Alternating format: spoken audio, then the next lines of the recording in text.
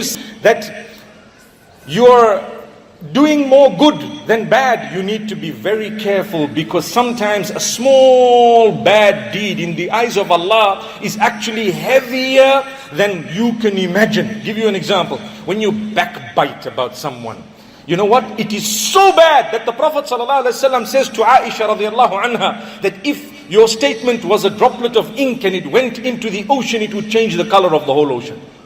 That's how bad it is to backbite about someone. My beloved brothers, my sisters, learn one thing. Talk good about others behind their backs. Behind their backs.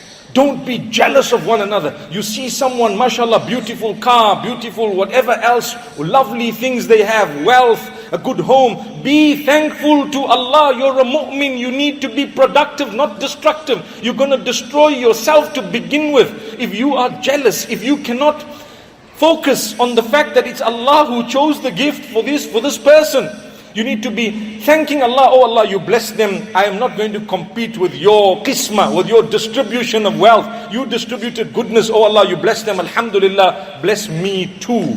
But you don't say, what? I'm jealous, I can't, and so on. I mean, you want to marry someone, they end up marrying someone else. Suddenly you hate the innocent bride because you were a wannabe. May Allah subhanahu wa ta'ala protect us. Why do you hate her? She's innocent. Allah chose her. Perhaps you didn't know, or you don't know, had you been married to the same guy, you might have led a life of depression and sadness. Who knows?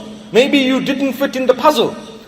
Everyone has a jigsaw puzzle in their own way. Maybe the puzzle, the piece you are, doesn't fit in their puzzle somehow. And you might be thinking it does. So Allah says, hang on, we know it doesn't. We're going to keep you away for your benefit. Be happy with what Allah has chosen for you.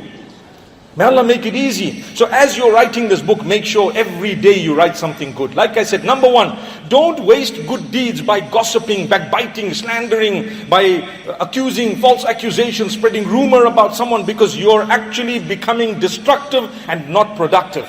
You need to contribute in a beautiful way to society, to community, to everyone. Start with yourself. That's why I'm talking first about your self-development. I spoke about the link with Allah. Now I'm speaking about the book, because that is connected to both the link with Allah as well as everything else that you're doing. And it's the focus, it's the most important point.